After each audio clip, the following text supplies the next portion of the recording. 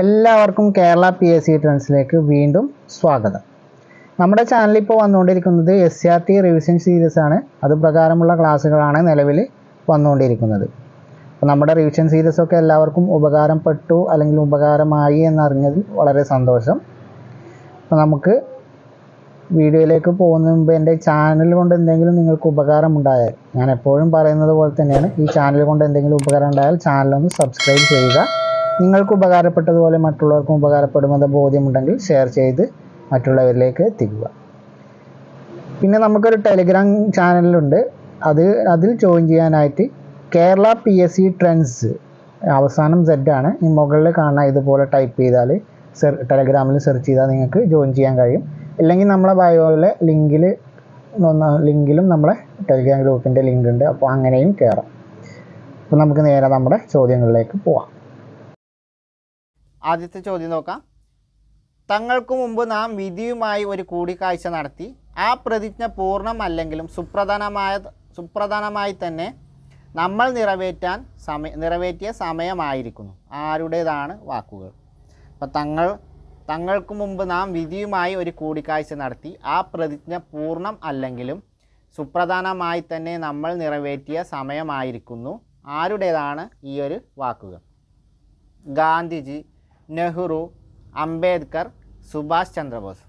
ആരുടേതാണ് ഈ വാക്കുകൾ? ഉത്തരം ഓപ്ഷൻ ബി ആണ്, ജവഹർലാൽ നെഹ്റു ആണ്. ജവഹർലാൽ നെഹ്റുവിൻ്റെ വാക്കുകളാണിത്. തങ്ങൾക്ക് മുമ്പ് നാം വിധിയുമായി ഒരു കൂടിക്കാഴ്ച നടത്തി. ആ പ്രതിജ്ഞ പൂർണ്ണം അല്ലെങ്കിലും സുപ്രധാനമായി തന്നെ നമ്മൾ നിറവേറ്റിയ സമയമായിരിക്കുന്നു. സ്വാതന്ത്ര്യ പ്രഖ്യാപന സമയത്തെ പ്രസംഗത്തിൽ അദ്ദേഹം പ്രസംഗിച്ച വരികളാണെന്ത് ഇത്. അപ്പോൾ ആരുടേതാണ്? ജവഹർലാൽ നെഹ്റുവിൻ്റെ വാക്കുകളാണ്.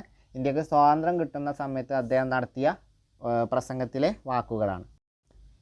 ജവഹർലാൽ നെഹ്റു ഭരണഘടനാ നിയമനിർമ്മാണ സഭയിൽ ലക്ഷ്യപ്രമേയം അവതരിപ്പിച്ച വർഷം.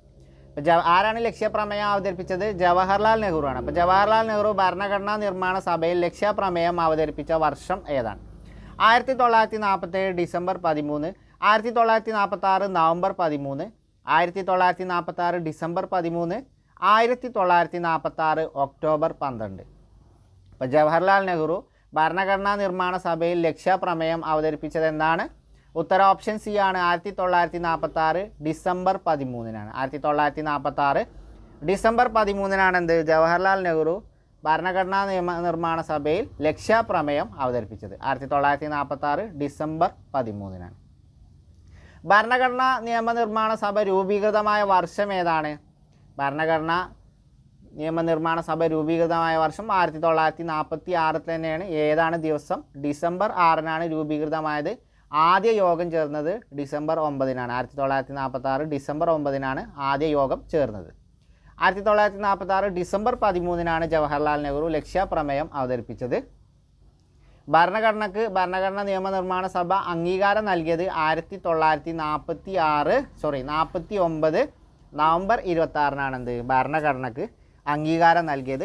1950 ജനുവരി 26 ഇന്ത്യൻ ഭരണഘടന നിലവിൽ വരികയും ചെയ്തു. ഇത്രയും ഡേറ്റുകൾ നമ്മൾ നിർബന്ധമായിട്ടും ഓർത്തിരിക്കണം. ജവഹർലാൽ നെഹ്റു അവതരിപ്പിച്ച ലക്ഷ്യപ്രമേയമാണ് പിന്നീട് ഇന്ത്യൻ ഭരണഘടനയുടെ ആമുഖമായി ഉൾപ്പെടുത്തിയത്.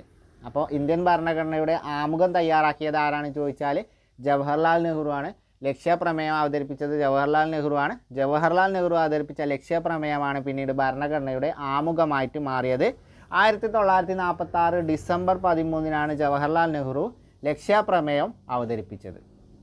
അപ്പോൾ ഭരണഘടനയെക്കുറിച്ചുള്ള കാര്യങ്ങൾ നിർബന്ധമായിട്ടും നോട്ട് ചെയ്ത് വെക്കേണ്ട കാര്യങ്ങളാണ്. അടുത്തത് നോക്കാം.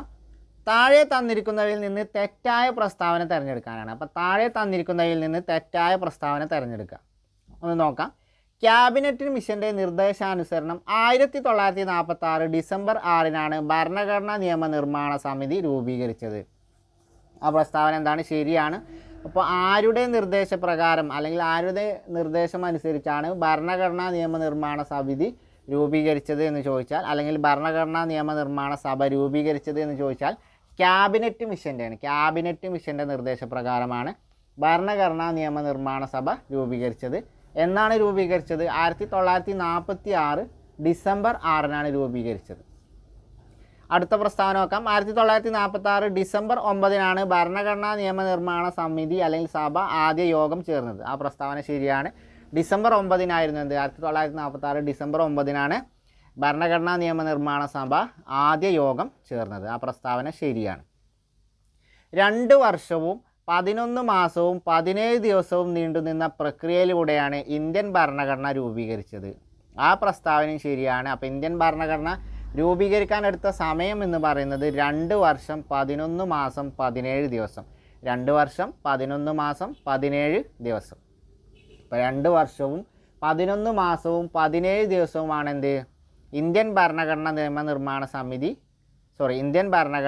രൂപീകരിക്കാനെടുത്ത സമയം. അപ്പോൾ ഇത്രയും 2 വർഷവും 11 മാസവും 17 ദിവസവും നീണ്ടുനിന്ന നിയമനിർമ്മാണ പ്രക്രിയയിലൂടെയാണ് എന്ത്?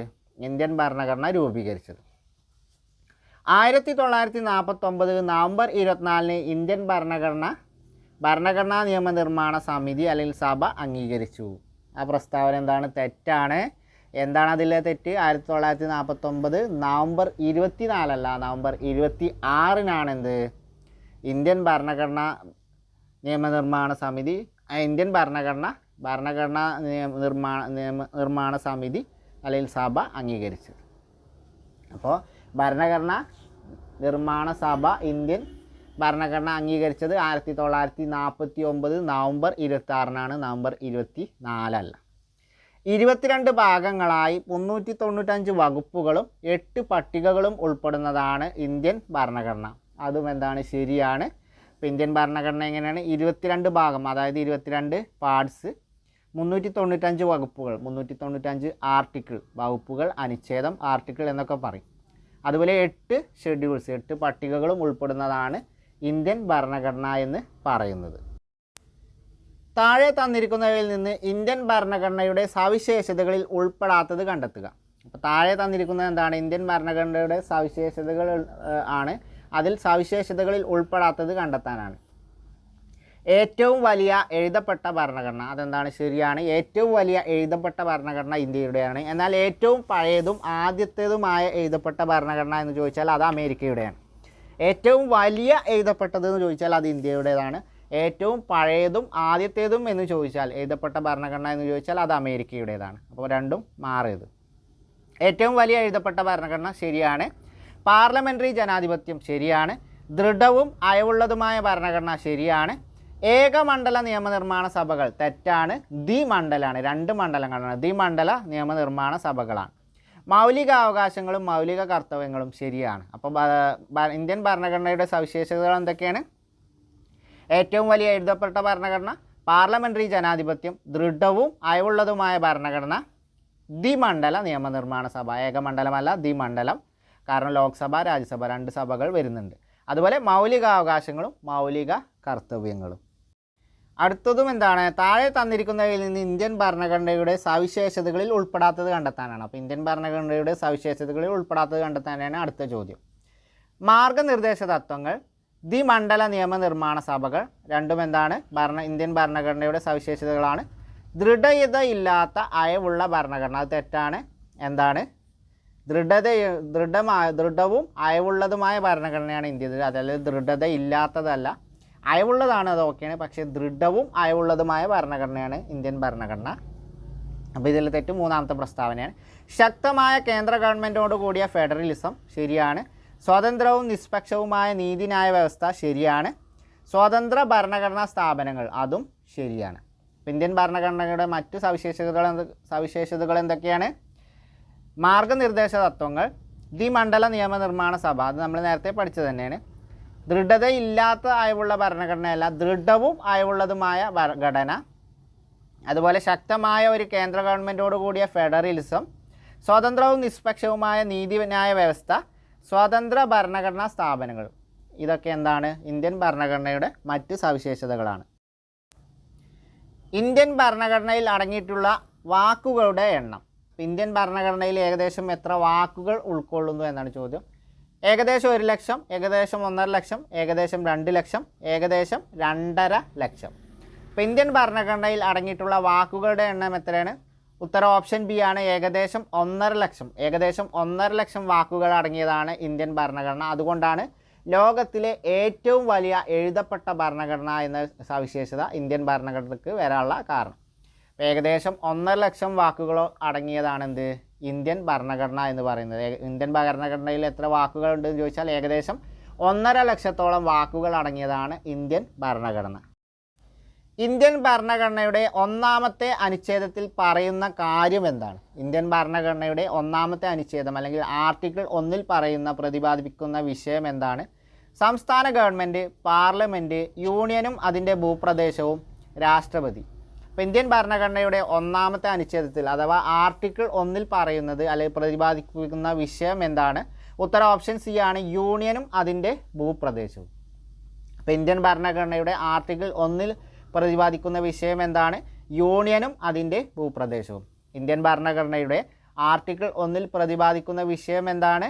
യൂണിയനും അതിൻ്റെ ഭൂപ്രദേശവും എന്നുള്ള വിഷയമാണ്. അടുത്തത് നോക്കാം.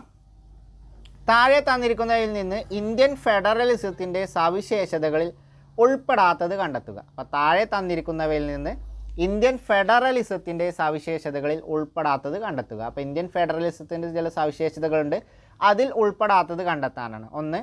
കേന്ദ്രത്തിനും സംസ്ഥാനങ്ങൾക്കുമായി ഒരു പൊതു ഭരണഘടന, ഭരണഘടനയുടെ പരമാധികാരം, ഏക പൗരത്വം, ദ്വിമണ്ഡല നിയമനിർമ്മാണ സഭ, ഭരണഘടന ഭേദഗതി ചെയ്യാനുള്ള അധികാരങ്ങളിൽ കേന്ദ്രത്തിനും സംസ്ഥാനങ്ങൾക്കും തുല്യ അവകാശം.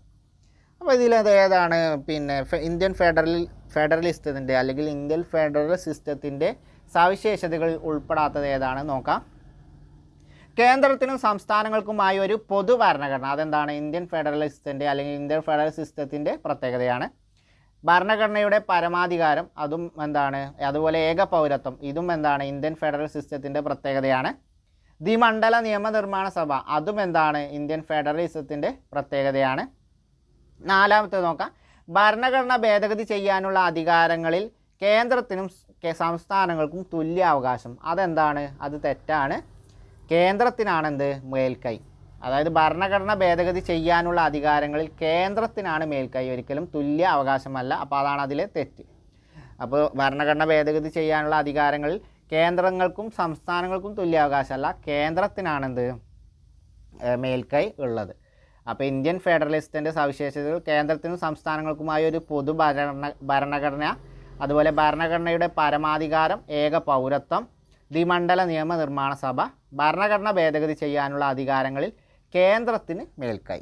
അപ്പോൾ ഇതിലെ തെറ്റ് ഓപ്ഷൻ ഡി ആണ്, കേന്ദ്രത്തിനും സംസ്ഥാനത്തിനും തുല്യ അവകാശം എന്നാണ് തന്നിട്ടുള്ളത്. എന്നാൽ ഭരണഘടന ഭേദഗതി ചെയ്യാനുള്ള അധികാരങ്ങളിൽ എന്താണ്? കേന്ദ്രത്തിനാണ് മേൽക്കൈ. അടുത്തതും എന്താണ്? ഇന്ത്യൻ ഫെഡറലിസത്തിൻ്റെ സവിശേഷതകളിൽ ഉൾപ്പെടാത്തത് കണ്ടെത്താൻ തന്നെയാണ്. അപ്പോൾ ഇന്ത്യൻ ഫെഡറലിസത്തിൻ്റെ കുറച്ച് സവിശേഷതകൾ നമ്മൾ പറഞ്ഞു, ഇനി ബാക്കിയുള്ള സവിശേഷതകളിൽ ഉൾപ്പെടാത്തതിന് കണ്ടെത്താനാണ്. ഒന്ന് നോക്കാം. കേന്ദ്ര സംസ്ഥാന അധികാര വിഭജനം. അധികാര വിഭജനത്തിൽ കൂടുതൽ വിഷയങ്ങളും പ്രധാന അധികാരങ്ങളും കേന്ദ്ര സംസ്ഥാനങ്ങൾക്ക് തുല്യമായി. സ്വതന്ത്രവും നിഷ്പക്ഷവുമായ നീതിന്യായ വ്യവസ്ഥ. അർദ്ധ ഫെഡറൽ സംവിധാനം. അപ്പോൾ ഇന്ത്യൻ ഫെഡറലിസത്തിൻ്റെ സവിശേഷതകളിൽ ഉൾപ്പെടാത്തത് ഏതാണ്? കേന്ദ്ര സംസ്ഥാന അധികാര വിഭജനം, അതെന്താണ്? ഇന്ത്യൻ ഫെഡറലിസത്തിൻ്റെ സവിശേഷതയാണ്. അധികാര വിഭജനത്തിൽ കൂടുതൽ വിഷയങ്ങളും പ്രധാന അധികാരങ്ങളും കേന്ദ്ര സംസ്ഥാനങ്ങൾക്ക് തുല്യമായി, അതെന്താണ്? തെറ്റാണ്. ഇവിടെയും എന്താണ്? കേന്ദ്രത്തിനാണ് മേൽക്കൈ. അപ്പോൾ അധികാര വിഭജനത്തിൽ കൂടുതൽ വിഷയങ്ങളും അതുപോലെ പ്രധാന അധികാരങ്ങളും ആർക്കാണ്? കേന്ദ്രത്തിനാണ്, അല്ലാതെ കേന്ദ്രത്തിനും സംസ്ഥാനത്തിനും തുല്യമായിട്ടല്ല, കേന്ദ്രത്തിന് മാത്രമാണ്. സ്വതന്ത്രവും നിഷ്പക്ഷവുമായ നീതിന്യായ വ്യവസ്ഥ, അത് ശരിയാണ്. അതുപോലെ അർദ്ധ ഫെഡറൽ സംവിധാനം. അപ്പോൾ ഇന്ത്യൻ ഫെഡറലിസത്തിൻ്റെ മറ്റു സവിശേഷതകളാണ് കേന്ദ്ര സംസ്ഥാന അധികാര വിഭജനം, സ്വതന്ത്രവും നിഷ്പക്ഷവുമായ നീതിന്യായ വ്യവസ്ഥ, അർദ്ധ ഫെഡറൽ സംവിധാനം. അധികാര വിഭജനത്തിൽ കൂടുതൽ വിഷയങ്ങളും പ്രധാന അധികാരങ്ങളും ആർക്കാണ്? അത് കേന്ദ്ര ഗവൺമെൻറ്റിനാണ്, കേന്ദ്രത്തിനാണ്. അത് കേന്ദ്രത്തിനും സംസ്ഥാനത്തിനും തുല്യമായി എന്നാണ് പ്രസ്താവന തന്നിട്ടുള്ളത്, അതാണ് തെറ്റ്. കേന്ദ്രത്തിന് മാത്രമാണ്. അധികാര വിഭജനത്തിൽ കൂടുതൽ വിഷയങ്ങളും പ്രധാന അധികാരങ്ങളും കേന്ദ്രത്തിന് മാത്രമാണ്. കേന്ദ്ര സംസ്ഥാനങ്ങൾ തമ്മിലുള്ള അധികാര വിഭജനം അഥവാ ഡിവിഷൻ ഓഫ് പവേഴ്സ് വിശദീകരിക്കുന്ന ഭരണഘടനയുടെ പട്ടിക ഏതാണ്? പട്ടിക ഏതാണ് അല്ലെങ്കിൽ ഷെഡ്യൂൾ ഏതാണ്? അപ്പോൾ കേന്ദ്ര സംസ്ഥാനങ്ങൾ തമ്മിലുള്ള അധികാര വിഭജനം അല്ലെങ്കിൽ ഡിവിഷൻ ഓഫ് പവേഴ്സ് വിശദീകരിക്കുന്ന ഭരണഘടനയുടെ പട്ടിക ഏതാണ്? 5-ാം പട്ടിക, 6-ാം പട്ടിക, 7-ാം പട്ടിക, 8-ാം പട്ടിക? ഏതാണ് ഉത്തരം? ഓപ്ഷൻ സി ആണ്, 7-ാം പട്ടികയാണ്. ഏതാണ്? 7-ാം പട്ടികയാണ്. അപ്പോൾ 7-ാം പട്ടിക അഥവാ 7th ഷെഡ്യൂളിലാണ് എന്ത് പറയുന്നത്? കേന്ദ്ര സംസ്ഥാനങ്ങൾ തമ്മിലുള്ള അധികാര വിഭജനം അല്ലെങ്കിൽ ഡിവിഷൻ ഓഫ് പവേഴ്സിനെ കുറിച്ച് വിശദീകരിക്കുന്നത്. അപ്പോൾ കേന്ദ്ര സംസ്ഥാനങ്ങൾ തമ്മിലുള്ള അധികാര വിഭജനം അല്ലെങ്കിൽ ഡിവിഷൻ ഓഫ് പവേഴ്സിനെ കുറിച്ച് വിശദീകരിക്കുന്ന ഭരണഘടനയുടെ ഷെഡ്യൂൾ അല്ലെങ്കിൽ പട്ടിക എന്ന് പറയുന്നത് 7-ാം പട്ടികയാണ്. ഏതാണ്? 7-ാം പട്ടിക. 7-ാം പട്ടിക എന്താണ് പറയുന്നത്? ഡിവിഷൻ ഓഫ് പവേഴ്സ് ആണ്. അതായത് കേന്ദ്ര സംസ്ഥാനങ്ങൾ തമ്മിലുള്ള അധികാര വിഭജനം അല്ലെങ്കിൽ ഡിവിഷൻ ഓഫ് പവേഴ്സ് ആണെന്ത് ഭരണഘടനയുടെ 7th ഷെഡ്യൂൾ അല്ലെങ്കിൽ 7-ാം പട്ടികയിൽ പ്രതിപാദിക്കുന്ന വിഷയം. അടുത്ത് നോക്കാം. താഴെ തന്നിരിക്കുന്ന പ്രസ്താവനകളിൽ നിന്ന് തെറ്റായ പ്രസ്താവന തിരഞ്ഞെടുക്കാനാണ്. അപ്പോൾ താഴെ തന്നിരിക്കുന്നവയിൽ നിന്ന് തെറ്റായ പ്രസ്താവന തിരഞ്ഞെടുക്കാനാണ്. നോക്കാം. വിദേശകാര്യം, പ്രതിരോധം, റെയിൽവേ, ബാങ്കിങ്, പൗരത്വം തുടങ്ങിയവ യൂണിയൻ ലിസ്റ്റിൽ ഉൾപ്പെടുന്ന കാര്യങ്ങളാണ്. അതെന്താണ്? ശരിയായ പ്രസ്താവനയാണ്. അപ്പോൾ യൂണിയൻ ലിസ്റ്റിൽ ഉൾപ്പെടുന്ന കാര്യങ്ങൾക്ക് ഉദാഹരണം ഏതൊക്കെയാണ്? വിദേശകാര്യം, പ്രതിരോധം, റെയിൽവേ, ബാങ്കിങ്, പൗരത്വം. വിദേശകാര്യം, പ്രതിരോധം, റെയിൽവേ, ബാങ്കിങ്, പൗരത്വം എന്നിവയൊക്കെ എന്താണ്? യൂണിയൻ ലിസ്റ്റിൽ ഉൾപ്പെടുന്ന കാര്യങ്ങളാണ്. യൂണിയൻ ലിസ്റ്റിലെ കാര്യങ്ങൾക്ക് നിയമങ്ങൾ നിർമ്മിക്കാനുള്ള അവകാശം ആർക്കാണ്? കേന്ദ്ര സർക്കാരിന് മാത്രമാണ്. കേന്ദ്ര സർക്കാരിന് മാത്രമാണ് എന്ത് യൂണിയൻ ലിസ്റ്റിൽ പ്രതിപാദിക്കുന്ന വിഷയങ്ങളിൽ നിയമങ്ങൾ നിർമ്മിക്കാനുള്ള അവകാശം ഉള്ളത്. രണ്ടാമത്തെ നോക്കാം. കൃഷി, ജയില്, പോലീസ്, തദ്ദേശ സ്വയംഭരണം തുടങ്ങിയവ സംസ്ഥാന ലിസ്റ്റിൽ ഉൾപ്പെടുന്ന വിഷയങ്ങളാണ്. അതും എന്താണ്? ശരിയാണ്. അപ്പോൾ സംസ്ഥാന ലിസ്റ്റിൽ അല്ലെങ്കിൽ സ്റ്റേറ്റ് ലിസ്റ്റിൽ ഉൾപ്പെടുന്ന വിഷയങ്ങൾ ഏതൊക്കെയാണ്? കൃഷി, ജയില്, പോലീസ്, തദ്ദേശ സ്വയംഭരണം. കൃഷി, ജയില്, പോലീസ്, തദ്ദേശ സ്വയംഭരണം എന്നിവ എന്താണ്? സംസ്ഥാന ലിസ്റ്റിൽ അല്ലെങ്കിൽ സ്റ്റേറ്റ് ലിസ്റ്റിൽ ഉൾപ്പെടുന്ന വിഷയങ്ങളാണ്. സംസ്ഥാന ലിസ്റ്റിൽ ഉൾപ്പെടുന്ന വിഷയങ്ങളുടെ മേൽ നിയമങ്ങൾ നിർമ്മിക്കാനുള്ള അധികാരം ആർക്കാണ്? സംസ്ഥാനങ്ങൾക്ക് മാത്രമാണ്. അപ്പോൾ സംസ്ഥാന ലിസ്റ്റിൽ പ്രതിപാദിക്കുന്ന വിഷയങ്ങളിൽ നിയമങ്ങൾ നിർമ്മിക്കാനുള്ള പൂർണ്ണ അധികാരം ആർക്കാണ്? സംസ്ഥാനങ്ങൾക്ക് മാത്രമാണ്. മൂന്നാമത്തെ നോക്കാം. വിദ്യാഭ്യാസം, വനം, ട്രേഡ് യൂണിയനുകൾ, വിവാഹം, ജനന മരണ രജിസ്ട്രേഷൻ തുടങ്ങിയവ കൺകറന്റ് ലിസ്റ്റിൽ വരുന്നു. വിദ്യാഭ്യാസം, വനം, ട്രേഡ് യൂണിയനുകൾ, വിവാഹം, ജനന മരണ രജിസ്ട്രേഷനുകൾ തുടങ്ങിയവ കൺകറന്റ് ലിസ്റ്റിൽ വരുന്നു. ശരിയാണ്. അപ്പോൾ കൺകറന്റ് ലിസ്റ്റിൽ വരുന്നത് എന്താണ്? വിവാഹം, ജനനം, മരണം. അത് ഒരു മനുഷ്യൻ്റെ ജീവിതവുമായി ബന്ധപ്പെട്ട കാര്യങ്ങളാണ്. നമുക്ക് അങ്ങനെ കണക്ട് ചെയ്യാം. അതുപോലെ ബന്ധപ്പെട്ട തന്നെ എന്താണ്? വിദ്യാഭ്യാസം, അതുപോലെ വനവും, അതുപോലെ എന്താണ്? ട്രേഡ് യൂണിയനുകൾ. ഇതൊക്കെ എന്താണ്? കൺകറന്റ് ലിസ്റ്റിൽ വരുന്നതാണ്. കൺകറന്റ് ലിസ്റ്റിലെ വിഷയങ്ങളിൽ എന്താണ്? സംസ്ഥാന സർക്കാരുകൾക്കും കേന്ദ്ര സർക്കാരിനും തുല്യ അധികാരമാണ് എന്ത് നിയമങ്ങൾ നിർമ്മിക്കാനുള്ളത്. അടുത്തത് നോക്കാം. സൈബർ നിയമം അവശിഷ്ട അധികാരത്തിന് ഉദാഹരണമാണ്. ഇവയിലെ നിയമനിർമ്മാണ അധികാരം തുല്യമാണ്. ആ പ്രസ്താവന എന്താണ്? തെറ്റാണ്. ആ പ്രസ്താവനയിൽ ആദ്യ ഭാഗം ശരിയാണ്, രണ്ടാമത്തെ ഭാഗത്തിൽ തെറ്റാണ്. അപ്പോൾ സൈബർ നിയമം എന്താണ്? ഒരു അവശിഷ്ട അധികാരത്തിന് ഉദാഹരണമാണ്. അപ്പോൾ ഈ 3 ലിസ്റ്റിലും പെടാത്ത കാര്യങ്ങളാണെന്ത്? അവശിഷ്ട അധികാരം എന്ന് പറയുന്നത്.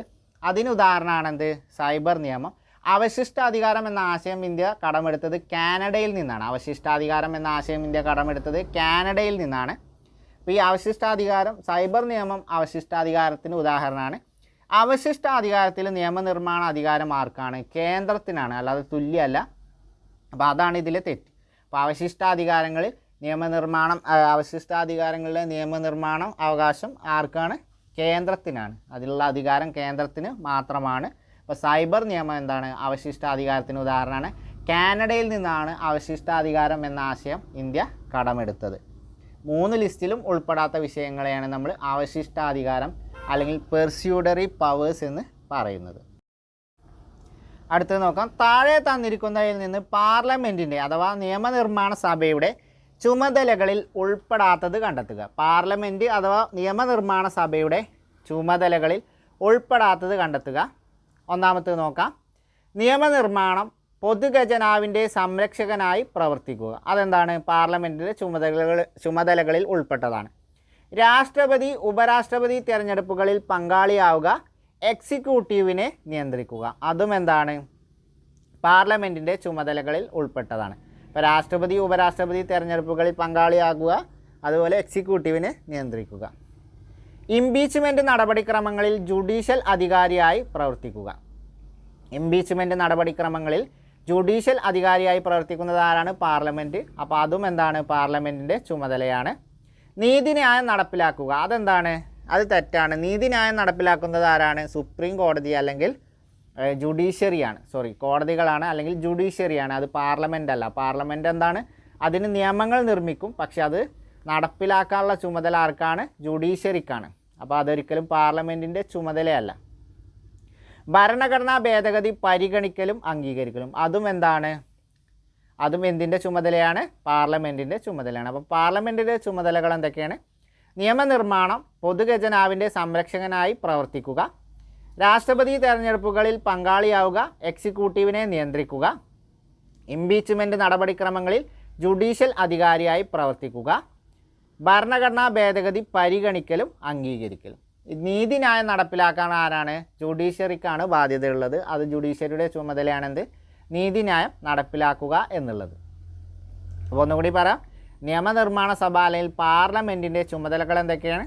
നിയമനിർമ്മാണം, പൊതുഖജനാവിൻ്റെ സംരക്ഷകനായി പ്രവർത്തിക്കുക, രാഷ്ട്രപതി ഉപരാഷ്ട്രപതി തെരഞ്ഞെടുപ്പുകളിൽ പങ്കാളിയാവുക, എക്സിക്യൂട്ടീവിനെ നിയന്ത്രിക്കുക, ഇംപീച്ച്മെൻറ്റ് നടപടിക്രമങ്ങളിൽ ജുഡീഷ്യൽ അധികാരിയായി പ്രവർത്തിക്കുക, ഭരണഘടനാ ഭേദഗതി പരിഗണിക്കലും അംഗീകരിക്കലും. ഈ കാര്യങ്ങളൊക്കെ എന്താണ്? പാർലമെൻറ്റിൻ്റെ ചുമതലകളിൽ ഉൾപ്പെട്ടതാണ്. അടുത്തത് നോക്കാം.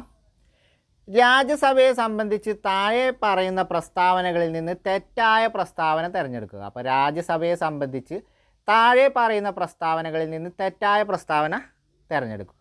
ഒന്നാമത്തെ പ്രസ്താവന നോക്കാം. പാർലമെൻറ്റിൻ്റെ ഉപരിസഭയാണ് രാജ്യസഭ.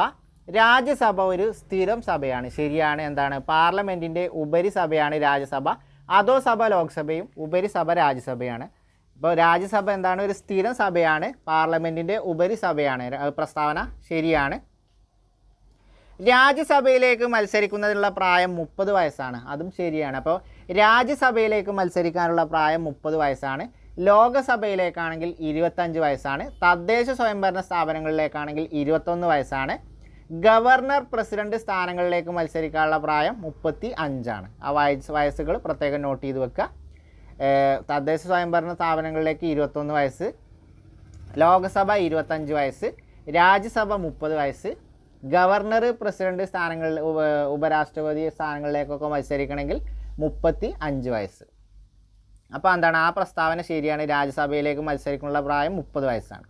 രാജ്യസഭയിലേക്ക് 14 പേരെ രാഷ്ട്രപതി നാമനിർദ്ദേശം ചെയ്യുന്നു. ആ പ്രസ്താവന തെറ്റാണ്. രാജ്യസഭയിൽ മൊത്തം 250 അംഗങ്ങളാണ്. 238 ആളുകളെ തിരഞ്ഞെടുക്കുന്നു. ബാക്കി 12 ആളുകളെ രാഷ്ട്രപതി നോമിനേഷൻ ചെയ്യുകയാണ് ചെയ്യുന്നത്. അത് എവിടെ നിന്നാണ്? കല, സാഹിത്യം, കായികം, സാംസ്കാരികം, ശാസ്ത്രം തുടങ്ങിയ മേഖലകളിൽ കഴിവ് തെളിയിച്ച ആളുകളെയാണ് എന്ത്? രാഷ്ട്രപതി രാജ്യസഭയിലേക്ക് നോമിനേറ്റ് ചെയ്യുന്നത്. അപ്പോൾ രാജ്യസഭയിലേക്ക് 14 പേരെയല്ല 12 പേരെയാണ് രാഷ്ട്രപതി നാമനിർദ്ദേശം ചെയ്യുന്നത്. അപ്പോൾ ഇതിലെ തെറ്റെന്താണ്? 14 എന്നുള്ളതാണ്. അപ്പോൾ 12 പേരാണ്. 14 പേരെയല്ല 12 പേരെയാണ്. 238 തിരഞ്ഞെടുക്കപ്പെട്ട അംഗങ്ങളും 12 നോമിനേറ്റഡ് അംഗങ്ങളും അടക്കം 250 നിലവിൽ രാജ്യസഭയുടെ അംഗസംഖ്യ. ഉപരാഷ്ട്രപതിയെ നീക്കം ചെയ്യാനുള്ള നടപടിക്രമങ്ങൾ ആരംഭിക്കുന്നത് രാജ്യസഭയിൽ നിന്നാണ്. അതെന്താണ്? ശരിയാണ്. അപ്പോൾ ഉപരാഷ്ട്രപതിയെ നീക്കം ചെയ്യാനുള്ള അല്ലെങ്കിൽ ഉപരാഷ്ട്രപതിയുടെ ഇംപീച്ച്മെൻറ്റ് നടപടിക്രമങ്ങൾ ആരംഭിക്കുന്നത് എവിടെ നിന്നാണ്? രാജ്യസഭയിൽ നിന്നാണ്. എന്നാൽ രാഷ്ട്രപതിയുടേതാണെങ്കിൽ അത് ലോക്സഭയിൽ നിന്നാണ്. രാഷ്ട്രപതിയുടെ ഇംപീച്ച്മെൻറ്റ് നടപടിക്രമങ്ങൾ ആരംഭിക്കുന്നത് ലോക്സഭയിൽ നിന്നാണ്. ഉപരാഷ്ട്രപതിയുടെ ഇംപീച്ച്മെൻറ്റ് ക്രമങ്ങൾ ആരംഭിക്കുന്നത് രാജ്യസഭയിൽ നിന്നാണ്. കാരണം എന്താണ്? ഉപരാഷ്ട്രപതിയാണ് രാജ്യസഭയുടെ അധ്യക്ഷൻ. അതങ്ങനെ ഓർത്തു വെക്കുക. പുതിയ അഖിലേന്ത്യാ സർവീസ് സൃഷ്ടിക്കുന്നതിന് പാർലമെൻറ്റിനെ ചുമതലപ്പെടുത്താനുള്ള അധികാരം രാജ്യസഭക്കാണ്.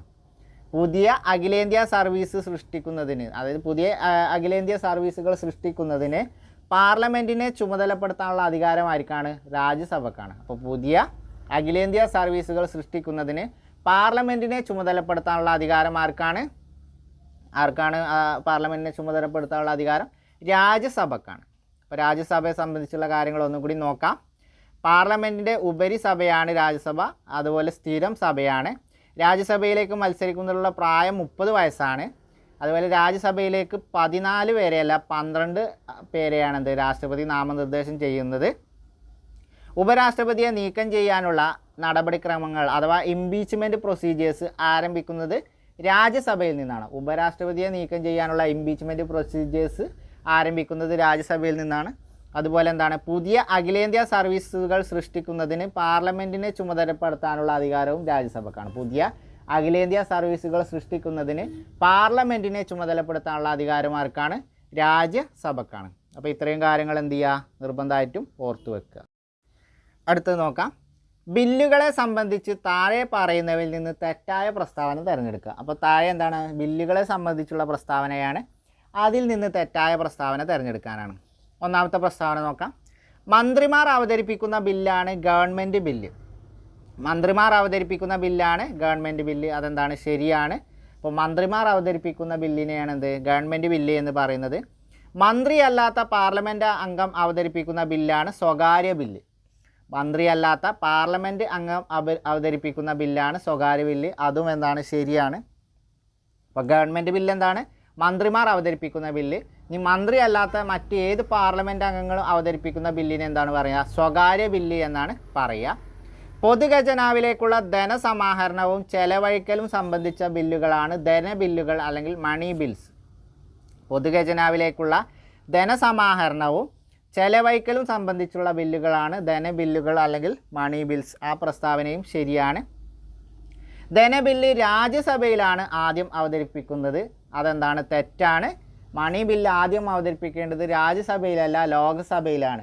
അപ്പോൾ മണി ബില്ല് ആദ്യം അവതരിപ്പിക്കേണ്ടത് എവിടെയാണ്, ലോകസഭയിലാണ്, രാജ്യസഭയിലല്ല, ലോകസഭയിലാണ്. ധനബില്ലുകൾ അല്ലാത്ത ഭരണഘടനാ ബില്ലുകളും സാധാരണ ബില്ലുകളുമാണ് ധനേതര ബില്ലുകളായി കണക്കാക്കുന്നത്. അപ്പോൾ ധനബില്ലുകളല്ലാത്ത ബില്ലുകളെയാണ് എന്ത്, ധനേതര ബില്ലുകൾ എന്ന് പറയുന്നത്. ധനേതര ബില്ലുകൾക്ക് ഉദാഹരണമാണ് എന്ത്, ഭരണഘടനാ ബില്ലുകളും അതുപോലെ സാധാരണ ബില്ലുകളും. അപ്പോൾ ഇതിലെ തെറ്റായ പ്രസ്താവന നാലാമത്തെ പ്രസ്താവനയാണ്. എന്താണ്, ധനബില്ല് രാജ്യസഭയിലാണ് ആദ്യം അവതരിപ്പിക്കേണ്ടത് എന്നുള്ള പ്രസ്താവന തെറ്റാണ്. രാജ്യസഭയിലല്ല, ലോകസഭയിലാണ് മണി ബില്ല് അല്ലെങ്കിൽ ധനബില്ല് ആദ്യം അവതരിപ്പിക്കേണ്ടത്. അപ്പോൾ നമുക്ക് ബാക്കിയുള്ള പ്രസ്താവനകളൊന്നും കൂടി നോക്കാം. മന്ത്രിമാർ അവതരിപ്പിക്കുന്ന ബില്ലാണ് ഗവൺമെൻറ് ബില്ല്. മന്ത്രിയല്ലാത്ത മറ്റ് പാർലമെൻറ്റ് അംഗങ്ങൾ അവതരിപ്പിക്കുന്ന ബില്ലാണെന്ത്, സ്വകാര്യ ബില്ല്. അപ്പം സ്വകാര്യ ബില്ല് മനസ്സിലായി, ഗവൺമെൻറ് ബില്ല് മനസ്സിലായി. ഇനി എന്താണ്, ഇനി നമുക്ക് പഠിക്കാനുള്ളത് മണി ബില്ലാണ് അല്ലെങ്കിൽ ധനബില്ല്. എന്താണ് ധനബില്ല്? പൊതുഖജനാവിലേക്കുള്ള ധനസമാഹരണവും അതിൻ്റെ ചെലവഴിക്കലും സംബന്ധിച്ച ബില്ലുകളാണെന്ത്, മണി ബില്ല് എന്ന് പറയുന്നത്. പൊതുഖജനാവിലേക്കുള്ള ധനസമാഹരണവും അതിൻ്റെ ചെലവഴിക്കലും സംബന്ധിച്ചുള്ള ബില്ലുകളെയാണെന്ത്, ധനബില്ല് എന്ന് പറയുന്നത്.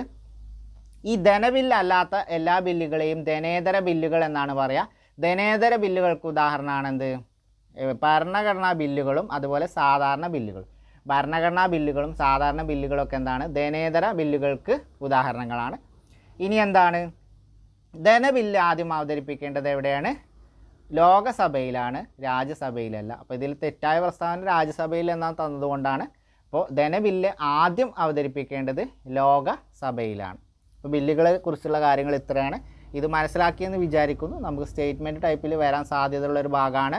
അപ്പോൾ എന്താണ്, ഇതിൽ ചെറിയ ചെറിയ മാറ്റങ്ങളൊക്കെ വരുത്തിയിട്ടാണ് നമ്മളെ കുഴപ്പിക്കാനുള്ള സ്റ്റേറ്റ്മെൻ്റ് ആക്കി തരിക. അപ്പോൾ പ്രത്യേകം വായിച്ച് നോട്ട് ചെയ്ത് പോവാം. ഒരു ബില്ല് നിയമമാകുന്നതിൻ്റെ വിവിധ ഘട്ടങ്ങളിൽ ഉൾപ്പെട്ട കമ്മിറ്റി ഘട്ടം എന്നറിയപ്പെടുന്ന ഘട്ടം ഏതാണ്?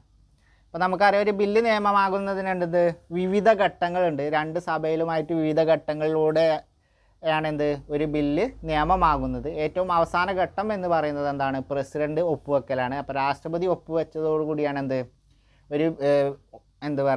ഒരു ബില്ല് നിയമമായി മാറുന്നത്. അപ്പോൾ അതിൻ്റെ ഇടയിൽ എന്താണ്, ഇരു സഭകളുമായിട്ട് വിവിധ ഘട്ടങ്ങളിലുണ്ട്. അപ്പോൾ ഈ ഘട്ടങ്ങളിലെ ഒരു ഘട്ടത്തെ കമ്മിറ്റി ഘട്ടം എന്നറിയപ്പെടും. ഈ ഘട്ടം ഏതാണ്? ഒന്നാം വായന, രണ്ടാം വായന, മൂന്നാം വായന ഇവയൊന്നുമല്ല. ഒന്നാം വായന, രണ്ടാം വായന, മൂന്നാം വായന ഇവയൊന്നുമല്ല. ഉത്തരം ഏതാണ്? ഓപ്ഷൻ ബി ആണ്, രണ്ടാം വായനയാണ്. അപ്പോൾ രണ്ടാം വായനയാണ് എന്ത്, കമ്മിറ്റി ഘട്ടം എന്നറിയപ്പെടുന്ന ഘട്ടം. രണ്ടാം വായനയാണെന്ത്, കമ്മിറ്റി ഘട്ടം എന്നറിയപ്പെടുന്ന ഘട്ടം. അപ്പോൾ ഒരു ബില്ല് നിയമമാകുന്നതിന് 3 ഘട്ടങ്ങളാണ്. അതായത് പ്രസിഡന്റ് ഒപ്പുവെക്കുന്നതിന് മുമ്പായിട്ട് 3 ഘട്ടങ്ങളാണ്. ഒന്നാം വായന, രണ്ടാം വായന, മൂന്നാം വായന. ഇത് ആദ്യം അവതരിപ്പിക്കുന്ന സഭയിലും ഉണ്ടാവും, രണ്ടാമത് അവതരിപ്പിക്കുന്ന സഭയിലും ഇതേപോലെ എന്താണ്, റിപ്പീറ്റായിട്ട് ഈ 3 വായനകളും ഉണ്ടാവും, ഈ 3 ഘട്ടങ്ങളുണ്ടാവും. ഏറ്റവും അവസാനത്തെ ഘട്ടം എന്ന് പറയുന്നത് എന്താണ്? പ്രസിഡൻറ്റിൻ്റെ ഒപ്പുവെക്കലാണ്. പ്രസിഡന്റ് ഒപ്പുവെച്ചാൽ ആ ബില്ല് എന്ത് ചെയ്തു? നിയമമായി മാറി. അപ്പോൾ ഇതിലെ ഒന്നാം ഘട്ടം, രണ്ടാം ഘട്ടം, മൂന്നാം ഘട്ടം. ഇതിലെ രണ്ടാം ഘട്ടത്തെയാണ് നമ്മൾ കമ്മിറ്റി ഘട്ടം എന്ന് വിശേഷിപ്പിക്കുന്നത്. രണ്ടാം ഘട്ടത്തെ നമ്മൾ കമ്മിറ്റി ഘട്ടം എന്നും കൂടി വിശേഷിപ്പിക്കും. രണ്ടാം ഘട്ടം എന്താണ്? രണ്ടാം വായനയാണ്. അപ്പോൾ രണ്ടാം വായനയെ നമ്മൾ കമ്മിറ്റി ഘട്ടം എന്നുകൂടി വിശേഷിപ്പിക്കും. അത് അഡീഷണൽ ഫാക്റ്റാണ്.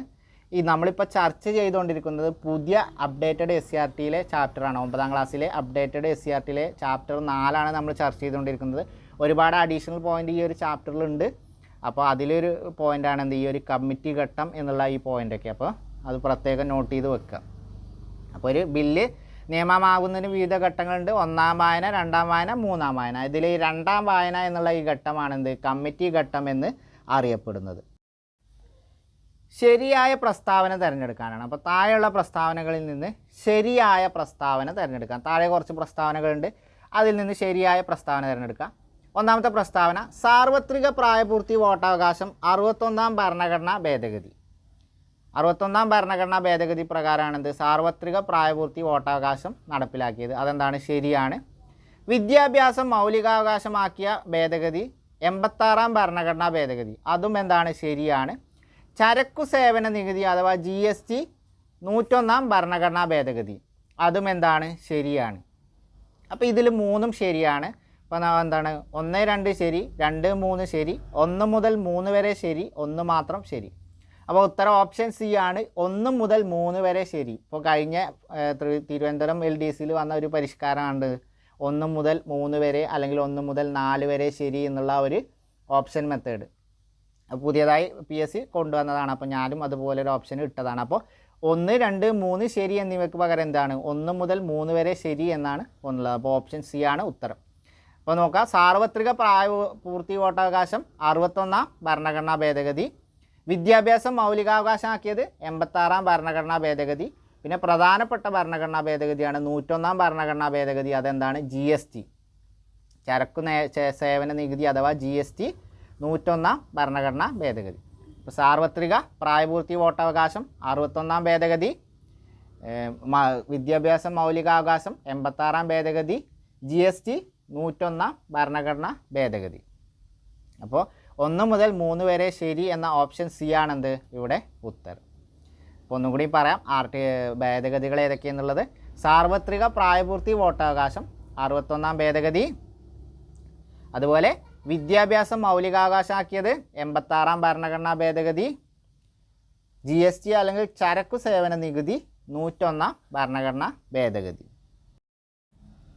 ഭരണഘടനാ ഭേദഗതി ചെയ്യുന്നതിന് ഇന്ത്യൻ പാർലമെൻറ്റിന് അധികാരം നൽകുന്ന ഭരണഘടനയുടെ അനുച്ഛേദം ഏതാണ്?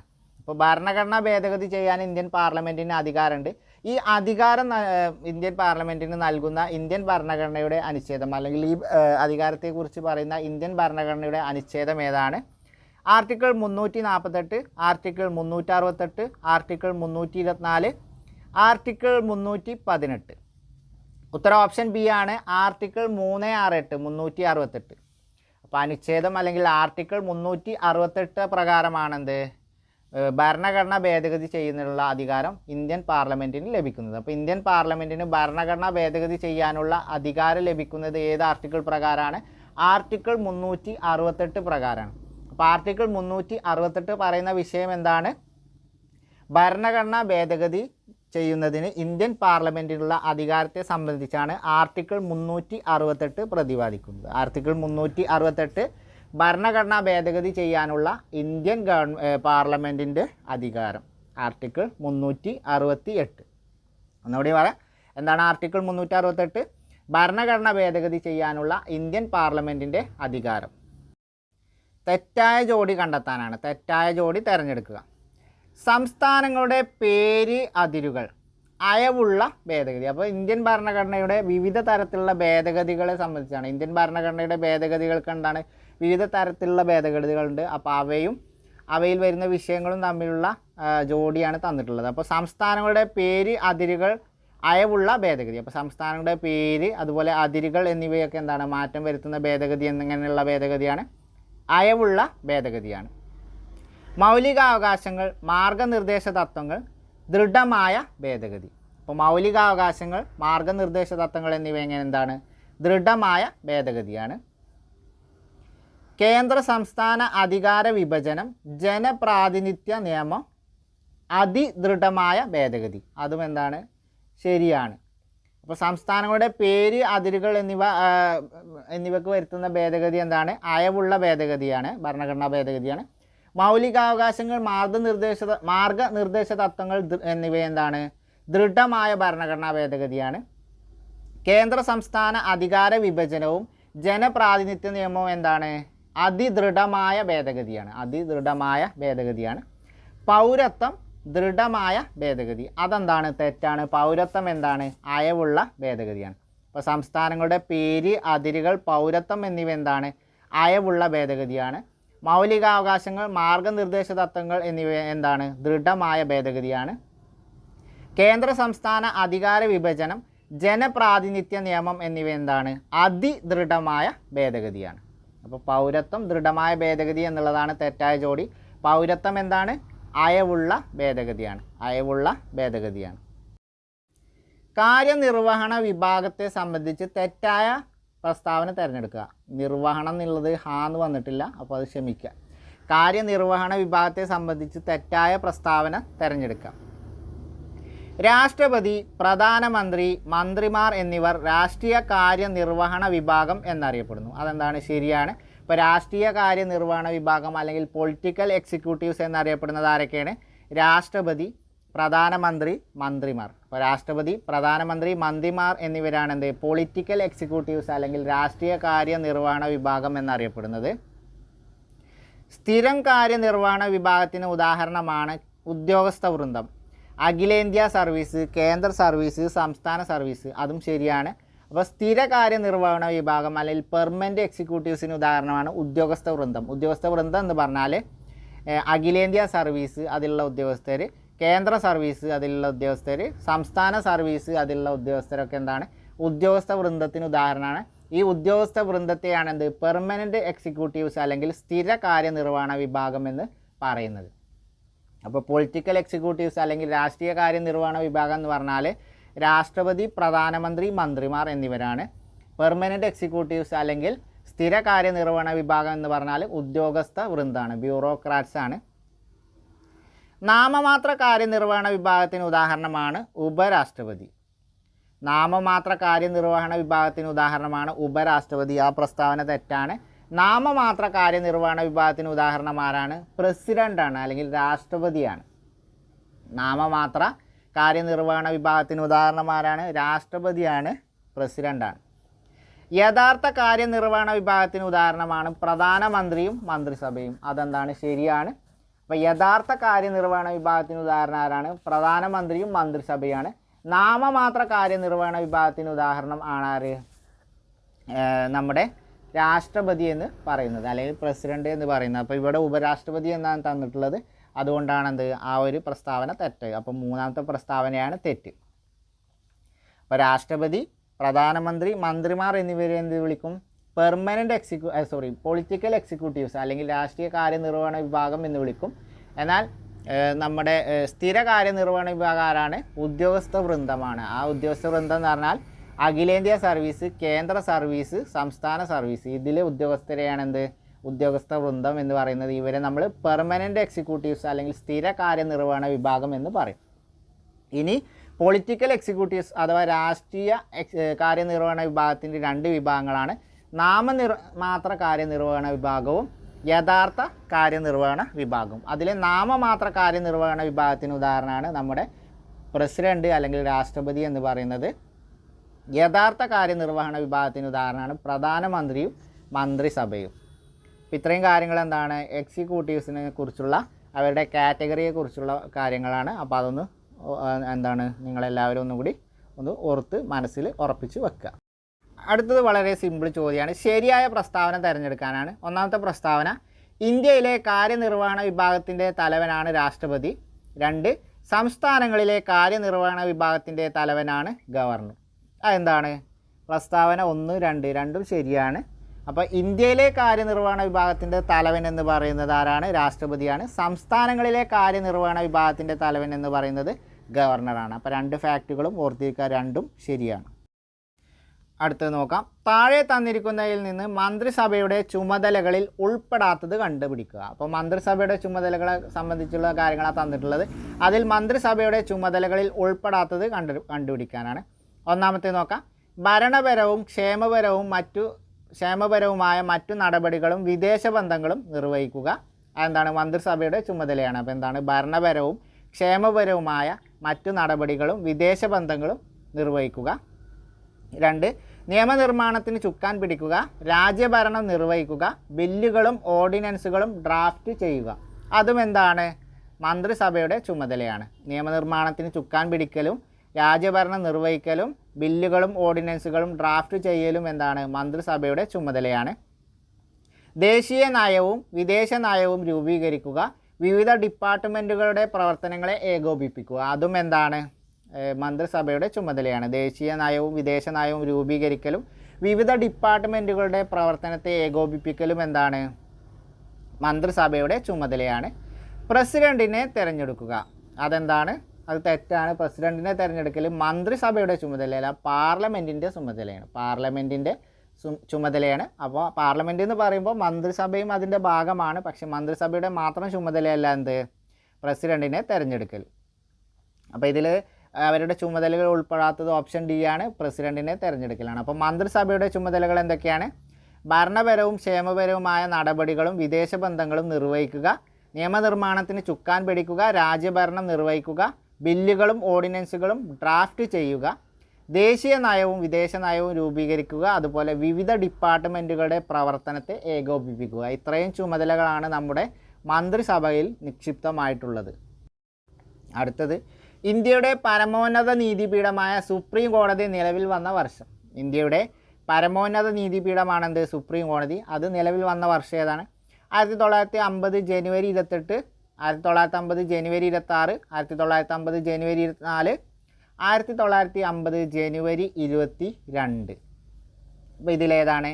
1950 ജനുവരി 28. അതായത് നമ്മുടെ ഇന്ത്യ റിപ്പബ്ലിക് ആയതിന് 2 ദിവസത്തിന് ശേഷമാണ് സുപ്രീം കോടതി നിലവിൽ വന്നത്. 1950 ജനുവരി 26-നാണ് ഇന്ത്യ റിപ്പബ്ലിക് ആയത്. അതിന് 2 ദിവസത്തിന് ശേഷമാണെന്ത്? പരമോന്നത നീതിപീഠമായ സുപ്രീം കോടതി നിലവിൽ വന്നത്. ഇപ്പോൾ ഇന്ത്യയുടെ പരമോന്നത നീതിപീഠമായ സുപ്രീം കോടതി നിലവിൽ വന്ന വർഷം 1950 ജനുവരി 28. റിപ്പബ്ലിക് ആയതിന് 2 ദിവസത്തിന് ശേഷം 1950 ജനുവരി 28-നാണ് എന്ത്? സുപ്രീം കോടതി നിലവിൽ വന്നത്. അടുത്ത ചോദ്യം നോക്കാം. തന്നിരിക്കുന്നവയിൽ സുപ്രീം കോടതിയുടെ അധികാരങ്ങളിൽ ഉൾപ്പെടുന്നവ ഏതൊക്കെ? അപ്പോൾ സുപ്രീം കോടതിയുടെ അധികാരങ്ങളിൽ ഉൾപ്പെടുന്നവ ഏതൊക്കെയെന്ന് കണ്ടെത്താനാണ്. ഉത്ഭവാധികാരം, അപ്പീൽ പരിഗണിക്കാനുള്ള അധികാരം, ഒന്നാമത്തെ പ്രസ്താവന. ഉപദേശകാധികാരം, റിട്ട് അധികാരം, രണ്ടാമത്തെ പ്രസ്താവന. മൂന്നാമത്തത് പുനരവലോകന അധികാരം. അപ്പോൾ ഏതൊക്കെയാണ്? 1 മുതൽ 3 വരെ എന്നുള്ളതാണ് ശരിയായ ഉത്തരം. അപ്പോൾ ഈ 3ഉം എന്താണ്? ഈ തന്നിരിക്കുന്നവയെല്ലാം എന്താണ്? സുപ്രീം കോടതിയുടെ അധികാരങ്ങളാണ്. സുപ്രീം കോടതിയുടെ അധികാരങ്ങൾ എന്തൊക്കെയാണ്? ഉത്ഭവാധികാരം, അപ്പീൽ പരിഗണിക്കാനുള്ള അധികാരം, ഉപദേശക അധികാരം, റിട്ട് അധികാരം, പുനരവലോകന അധികാരം. ഉത്ഭവാധികാരം, അപ്പീൽ പരിഗണിക്കാനുള്ള അധികാരം, ഉപദേശകാധികാരം, റിട്ട് അധികാരം, പുനരവലോകന അധികാരം എന്നീ അധികാരങ്ങളൊക്കെ എന്താണ്? സുപ്രീം കോടതിയുടെ അധികാരങ്ങളിൽ ഉൾപ്പെടുന്നവയാണ്. സുപ്രീം കോടതിയുടെ അധികാരവുമായി ബന്ധപ്പെട്ട് താഴെ തന്നിരിക്കുന്ന പ്രസ്താവനകളിൽ നിന്ന് ശരിയല്ലാത്ത പ്രസ്താവന തിരഞ്ഞെടുക്കുക. ശരിയല്ലാത്ത പ്രസ്താവന എന്ന് പറഞ്ഞാൽ നമുക്ക് ഓർക്കുക, തെറ്റായ പ്രസ്താവന എന്നാണ്. നമ്മളെ കൺഫ്യൂഷൻ ആക്കാനാണ് PSC ഇതുപോലെയൊക്കെ കൊടുക്കുക. അപ്പോൾ നമ്മളത് നോട്ട് ചെയ്ത് വെക്കുക. അപ്പോൾ സുപ്രീം കോടതിയുടെ അധികാരവുമായി ബന്ധപ്പെട്ട് താഴെ തന്നിരിക്കുന്നതിൽ നിന്ന് ശരിയല്ലാത്ത പ്രസ്താവന തിരഞ്ഞെടുക്കാനാണ്. ഒന്നാമത്തേത് നോക്കാം. സുപ്രീം കോടതിക്ക് മാത്രം പരിഹരിക്കാൻ കഴിയുന്ന ചില വിഷയങ്ങളാണെന്ത്? ഉത്ഭവാധികാരങ്ങളുടെ പരിധിയിൽ വരുന്നത്. അപ്പോൾ സുപ്രീം കോടതിക്ക് മാത്രം പരിഹരിക്കാൻ കഴിയുന്ന ചില വിഷയങ്ങളാണെന്ത്?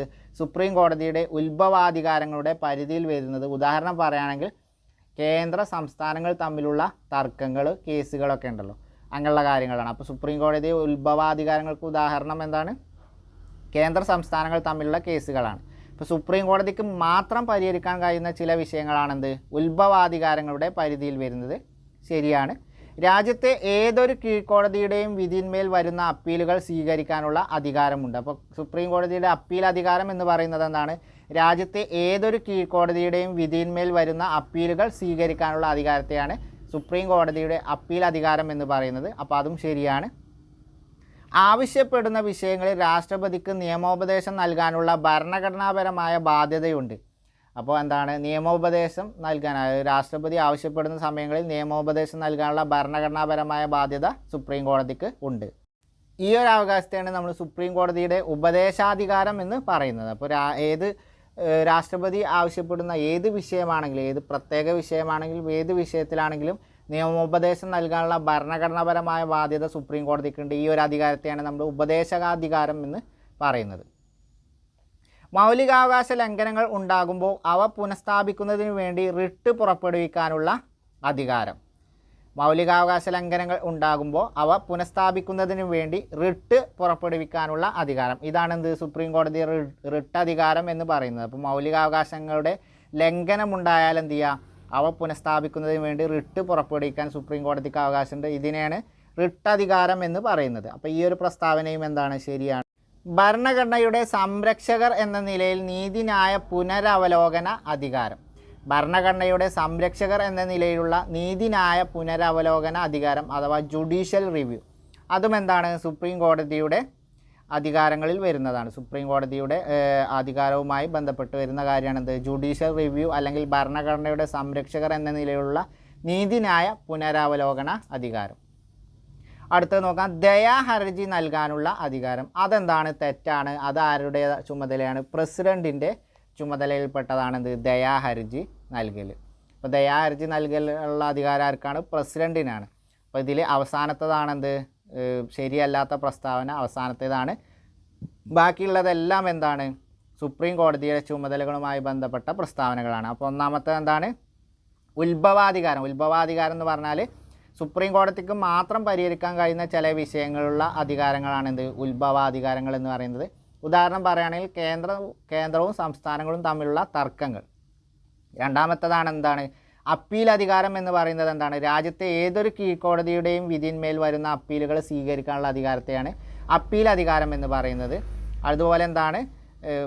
ഉപദേശകാധികാരം എന്ന് പറഞ്ഞാൽ എന്താണ്? രാഷ്ട്രപതി ആവശ്യപ്പെടുന്ന വിഷയങ്ങളിൽ രാഷ്ട്രപതിക്ക് നിയമോപദേശം നൽകാനുള്ള ഭരണഘടനാപരമായ ബാധ്യത ആർക്കുണ്ട്? സുപ്രീം കോടതിക്കുണ്ട്. അതാണ് ഉപദേശകാധികാരം എന്ന് അറിയപ്പെടുന്നത്. ഇനി റിട്ട് അധികാരം എന്താണ്? മൗലികാവകാശ ലംഘനങ്ങൾ ഉണ്ടാകുമ്പോൾ അവ പുനഃസ്ഥാപിക്കുന്നതിന് വേണ്ടി എന്ത് ചെയ്യും? പൗരന്മാർ ഹൈക്കോടതിയെ സുപ്രീം കോടതിയൊക്കെ നേരിട്ടാണ് സമീപിക്കുക. ഈ സമയങ്ങളിൽ അവർ പുറപ്പെടുവിക്കുന്ന ഉത്തരവുകളാണ് റിട്ട് എന്ന് പറയുന്നത്. ഇങ്ങനെ റിട്ട് പുറപ്പെടുവിക്കാനുള്ള മൗലികാവകാശങ്ങൾ സംരക്ഷിക്കുന്നതിന് വേണ്ടി റിട്ട് പുറപ്പെടുവിക്കാനുള്ള ഈ അധികാരത്തെയാണ് റിട്ട് അധികാരം എന്ന് പറയുന്നത്. അതുപോലെ വേറൊരു അധികാരമാണെന്ത്? ജുഡീഷ്യൽ റിവ്യൂ അല്ലെങ്കിൽ പുനരവലോകന അധികാരം എന്ന് പറയുന്നത്. ഭരണഘടനയുടെ സംരക്ഷകരാണ് ആര്? സുപ്രീം കോടതി എന്ന് പറയുന്നത്. അപ്പോൾ ഈ സുപ്രീം കോടതി ഭരണഘടനയുടെ സംരക്ഷകർ എന്ന നിലയിൽ എന്ത് ചെയ്യുക? നീതിന്യായ പുനരവലോകനം ചെയ്യാനുള്ള അധികാരമുണ്ട്. നീതിന്യായം പുനരവലോകനം ചെയ്യാനുള്ള അധികാരമുണ്ട്. അപ്പോൾ അതിനെയാണ് ജുഡീഷ്യൽ റിവ്യൂ അല്ലെങ്കിൽ നീതിന്യായ പുനരവലോകന അധികാരം എന്ന് പറയുന്നത്. ദയാഹർജി എന്താണ്? സുപ്രീം കോടതിയുടെ പരിധിയിൽ വരുന്ന കാര്യമല്ല. അത് പ്രസിഡൻറ്റിനാണ് നമ്മൾ ദയാഹർജി കൊടുക്കാറ്, വധശിക്ഷ തള്ളിക്കുന്നതിന് വേണ്ടിയിട്ട്. അപ്പോൾ ഇതാണ് തെറ്റായ പ്രസ്താവന എന്ന് പറയുന്നത്. അവസാനത്തേതാണ്. ഇനി ഈ വീഡിയോയിലെ ഏറ്റവും അവസാനത്തെ ചോദ്യമാണ്. പാർലമെൻറ്റ് പാസ്സാക്കുന്ന നിയമങ്ങളുടെയും എക്സിക്യൂട്ടീവ് അല്ലെങ്കിൽ കാര്യനിർവഹണ വിഭാഗം പാസ്സാക്കുന്ന ഉത്തരവുകളുടെയും ഭരണഘടനാ സാധുത പരിശോധിക്കുവാനും അവ ഭരണഘടനയുടെ വാക്കുകൾക്കോ അർത്ഥത്തിനോ വിരുദ്ധമാണെന്ന് ബോധ്യമായാൽ അവയെ ഭരണഘടനാ വിരുദ്ധം എന്ന് പ്രഖ്യാപിക്കാനുമുള്ള സുപ്രീം കോടതിയുടെ പ്രത്യേക അധികാരമാണ് ഏത്? ഉപദേശാധികാരം, ഉത്ഭവാധികാരം, പുനരവലോകന അധികാരം, റിട്ട് അധികാരം. ഏതാണ്? ഉത്തരം ഓപ്ഷൻ സി ആണ്, പുനരവലോകന അധികാരം അഥവാ ജുഡീഷ്യൽ റിവ്യൂ. അപ്പോൾ എന്താണ്? പാർലമെൻറ്റ് പാസ്സാക്കുന്ന നിയമങ്ങളുടെയും അതുപോലെ എന്താണ് കാര്യനിർവഹണ വിഭാഗം പുറപ്പെടുവിക്കുന്ന ഉത്തരവുകളുടെയും ഒക്കെ എന്താണ് ഭരണഘടനാ സാധുത പരിശോധിക്കാനും അവ എന്താണ് ഭരണഘടനയുടെ വാക്കുകൾക്കോ അല്ലെങ്കിൽ അർത്ഥത്തിനോ വിരുദ്ധമാണെന്ന് ബോധ്യമായാൽ അവയെ ഭരണഘടനാ വിരുദ്ധം ആണ് എന്ന് പ്രഖ്യാപിക്കാനുള്ള സുപ്രീം കോടതിയുടെ പ്രത്യേക അധികാരമാണെന്ത്? പുനരവലോകന അധികാരം അല്ലെങ്കിൽ ജുഡീഷ്യൽ റിവ്യൂ എന്ന് പറയുന്നത്. അപ്പോൾ എന്താണ് ജുഡീഷ്യൽ റിവ്യൂ അല്ലെങ്കിൽ പുനരവലോകന അധികാരം എന്ന് പറയുന്നത്? പാർലമെൻറ്റ് പാസ്സാക്കുന്ന നിയമങ്ങളോ അല്ലെങ്കിൽ കാര്യനിർവഹണ വിഭാഗം എക്സിക്യൂട്ടീവ്സിൻ്റെ നടപ്പിലാക്കുന്ന ഉത്തരവുകളോ എന്താണ് അതിൻ്റെ ഭരണഘടനാ സാധ്യത പരിശോധിക്കുകയും അവ ഭരണഘടനയുടെ വാക്കുകൾക്കോ അല്ലെങ്കിൽ അർത്ഥത്തിനോ വിരുദ്ധമാണെന്ന് ബോധ്യമായാൽ എന്ത് ചെയ്യുക, അത് ഭരണഘടനാ വിരുദ്ധമാണെന്ന് പ്രഖ്യാപിക്കാനുള്ള ഒരു പ്രത്യേക സുപ്രീം കോടതിയുടെ അധികാരമാണ് പുനരവലോകന അധികാരം അല്ലെങ്കിൽ ജുഡീഷ്യൽ റിവ്യൂ എന്ന് പറയുന്നത്. അപ്പോൾ ഇത്രയാണ് ഇന്നത്തെ വീഡിയോയിൽ നമുക്ക് പഠിക്കാനുള്ളത്. അപ്പോൾ കൂടുതൽ ചോദ്യങ്ങളുമായി അടുത്ത വീഡിയോയിൽ അടുത്ത ദിവസം കാണാം. അതുവരെ എല്ലാവർക്കും ഒരിക്കൽ കൂടി താങ്ക് യു.